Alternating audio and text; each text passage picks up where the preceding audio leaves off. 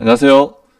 뻔해 보이지만 사실 알고 보면 펀 한국사, 재밌는 한국사, 오늘도 즐겁게 시작해 볼까요? 자, 오늘은 고려의 토지제도에 대해서 기출문제를 중심으로 한번 확인해 보도록 하겠습니다. 먼저 읽기 자료부터 볼게요. 태조 23년 처음으로 역분전 제도를 설정하였는데, 역분전 사만을 통합할 때 조정 관료들과 군사들에게 이건 간직 제도의 그 계급, 그게 높고 낮음은 논하지 않고, 그건 안 따지고, 뭘 따진다? 사람의 성품과 행동이 착하고 악함이나 공로가 크고 자금을 참작하여 역분전을 차등 있게 주었다. 태조 때요. 역분전. 그래서 이걸 역분전이라고 했다. 자, 두 번째 자료입니다. 경종 원년 11월 직관, 실제 간직이 있는 관리입니다. 산관, 실제 간직이 없는 관리죠. 자, 이 각품 전시가를 제정하였는데 간품의 높고 낮음은 논하지 않고 인품만으로 전시가의 등급을 결정하였다.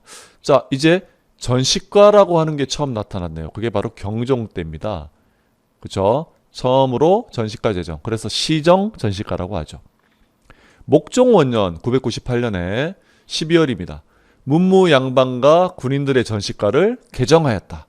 개정했대요. 고쳤답니다. 자, 목종 때 전시가를 개정했어요. 이게 바로 개정 전시가입니다. 자, 그러면 1076년에 실시한 경정 전시가. 예, 경정 전시가 전체 관료를 18과, 그러니까 18등급으로 나누고 수조지를 분급할 수조권을 주었다는 것이죠. 최고 1과 150결에서 최하 18과 17결로 가에 따라 등급을 차등적으로 지급하였네요. 14가까지는 전지와 시지를 함께 줬어. 그래서 전시과라고 하죠. 15가 이하에는 시지는 안 줬답니다. 시정에서 경정으로 같은 전시과임에도 달라지는 모습을 확인할 수 있겠죠.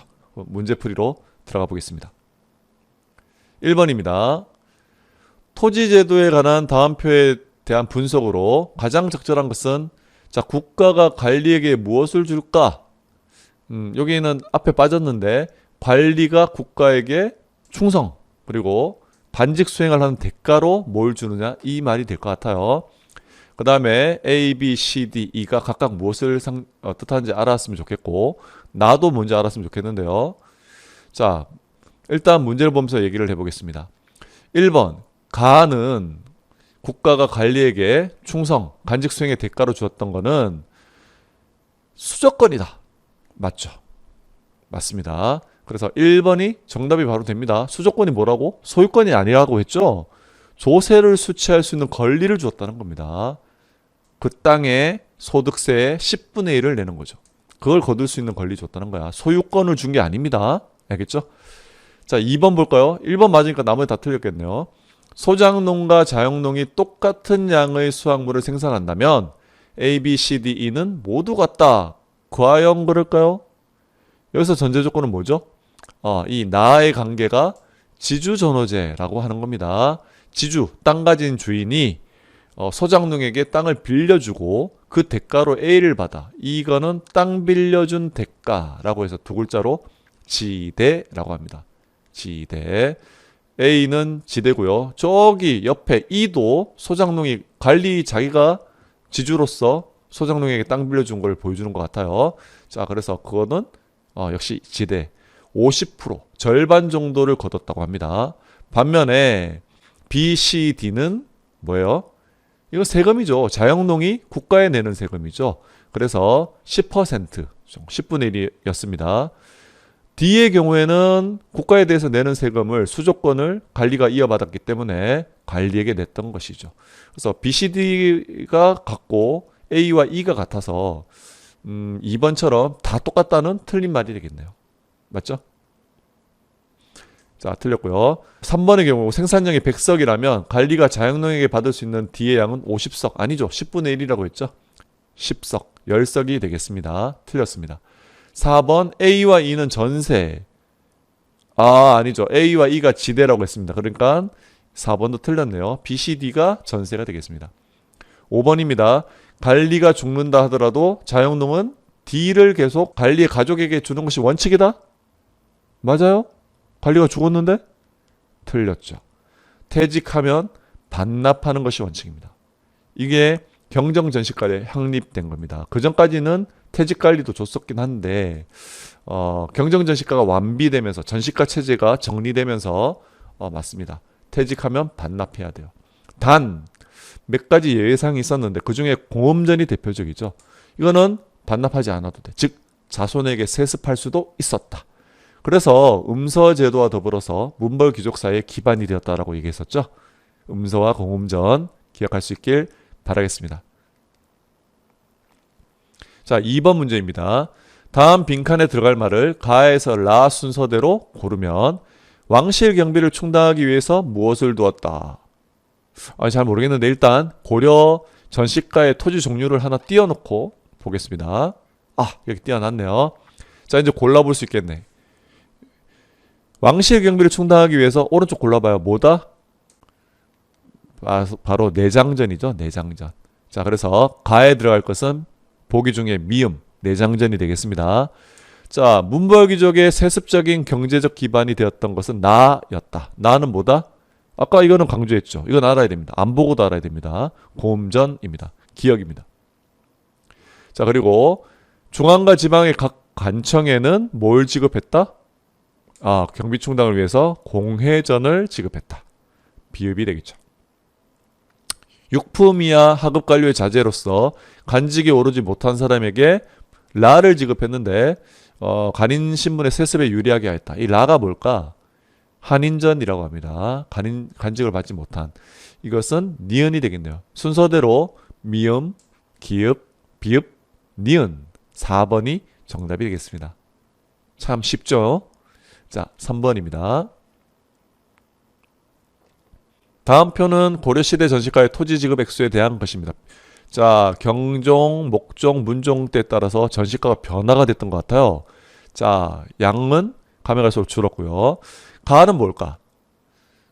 각각 명칭을 써라네요. 자, 쉽죠? 가는 시정전시가 시작했다, 그죠? 그럼 나는 뭐지?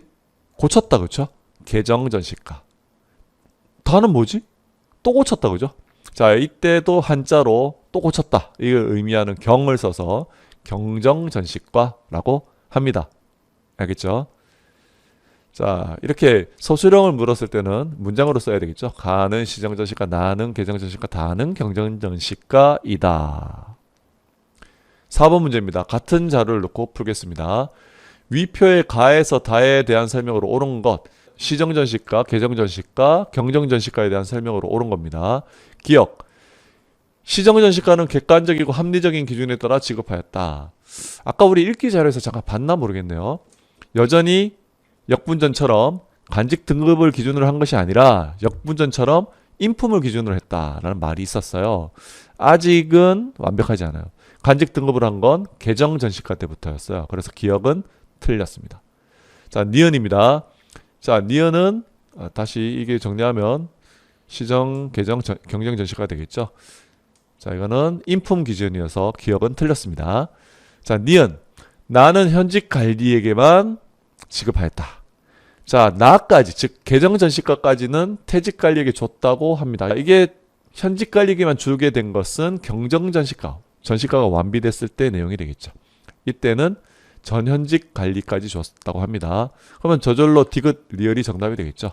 가나다는 소유권이 아니라 전시과는 모두 다 수조권을 지급하는 개념이었다. 맞아요. 자, 리얼 가나다의 변화는, 자, 이게 중요합니다.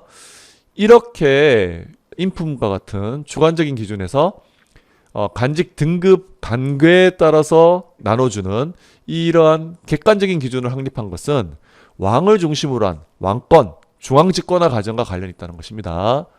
요 전시과라는 토지제도와 이 왕권 또는 중앙집권화 과정을 연계시킬 수 있어야 되겠습니다. 연관이 있어요. 알겠죠? 정답은 5번이 되겠네요. 자, 5번 문제입니다.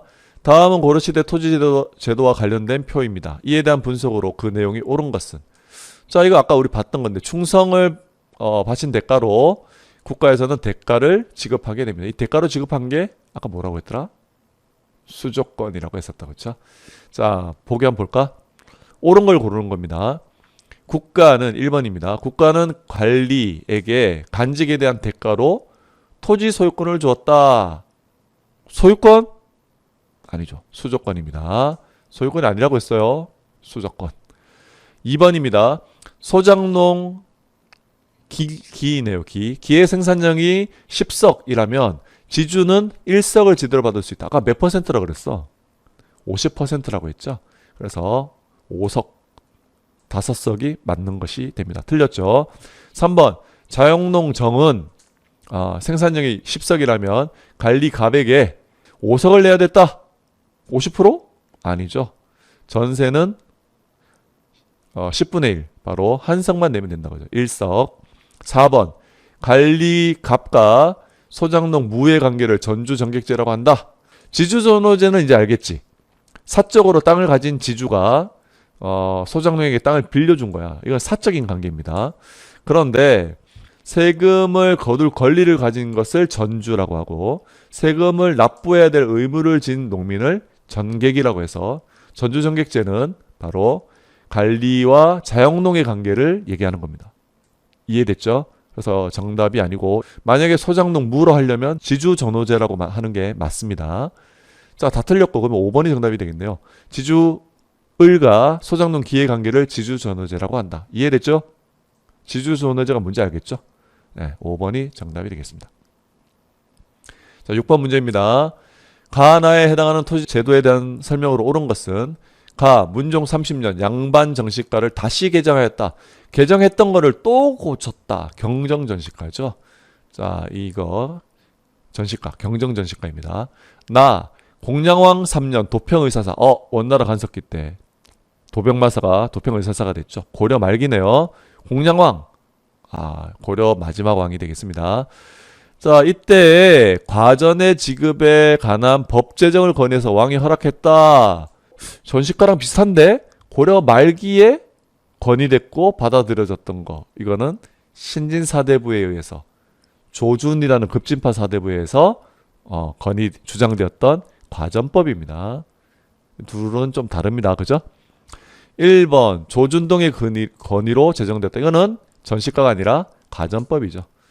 자, 이런 순서입니다. 역분전, 전식가, 붕괴, 과전법. 자, 1번은 과전법이에요. 2번 관등과 인품을 기준으로 수조권 주었다. 자, 이 인품을 같이 다루고 있는 것은 시정전식가 때 내용입니다. 경정 때는 관등, 관괴, 등급만 따졌다고 합니다. 객관적 기준만 마련했죠. 3번입니다. 개국공신에게 역분전, 태조 왕건 때죠. 역분전입니다. 4번 지급 대상 토지를 원칙적으로 경기지역에 한정하였다. 나중에 가전법에 대해서 배우겠지만 맞습니다. 4번이 정답이 되겠습니다. 참고로 전시가 제도는 전국의 땅들을 대상으로 했다고 하는데 가전법이 전시가랑 조금 다른 점은 경기지역만 한정해서 수조권을 줬다고 하네요. 자, 5번 수조권 외에 노동력을 징발할 수 있는 권한은 둘 다 없습니다. 이걸 가진 것은 노급, 우리 신라 때 신문왕이 그래서 노급을 없애려고 했던 거야. 그래야 귀족들의 권한을 약화시킬 수 있으니까, 왕권 강화할 수 있으니까요. 자, 지금까지 잘 열심히 풀어봤고요. 오늘 배운 사건 주요 용어와 키워드를 잘 정리해서 확인해 보도록 합시다. 모두 고생 많았습니다. 안녕.